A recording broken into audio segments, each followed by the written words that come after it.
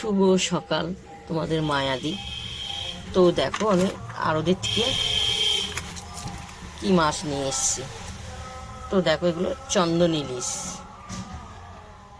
তো এগুলো আমি কেটে ধুয়ে তোমাদেরকে রান্নার রেসিপি দেখাবো। তো দেখো মাছগুলো সুন্দর করে ধুয়েছি, গাগুলো খুব সুন্দর করে কেটেছি।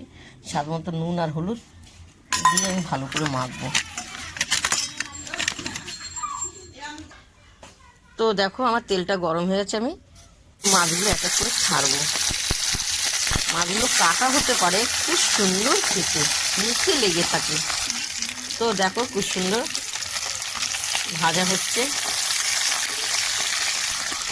খুব সুন্দর মাছের গন্ধটা না, মানে ইলিশ মাছ, চন্দন ইলিশের বাচ্চা, এটা ইলিশ মাছ।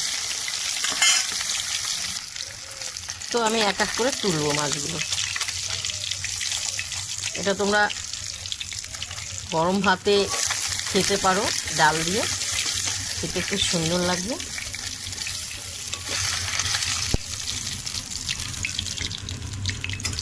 আর এক এক করে আমার ছাড়বো।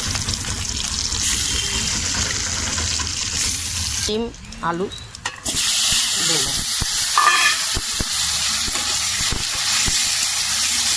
ভালো করে কষাবো।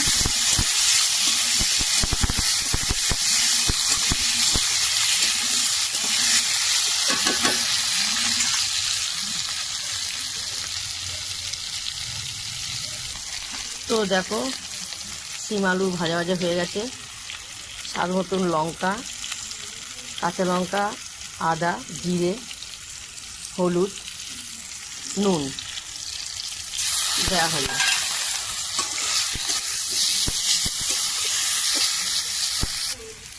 তো একটু টমেটো দিয়ে দেওয়া হলো,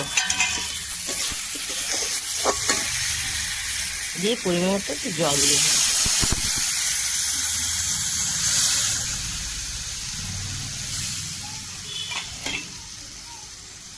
তো দেখো ঝোলটা খুব সুন্দর করে ফুটছে, আমি এক এক করে মাছগুলো সব দিয়ে দেবো।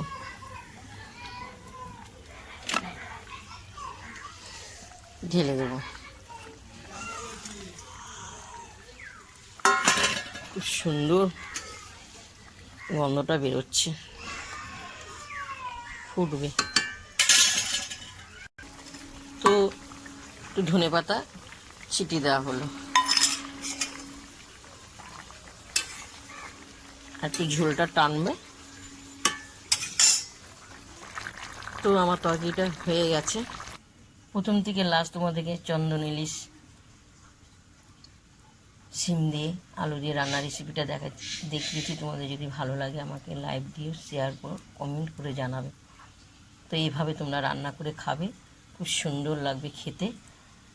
চলো দেখো এখনও ধুয়ে উঠছে, এখন আমরা খেতে বসবো, বড্ড খিদে পেয়ে গেছে।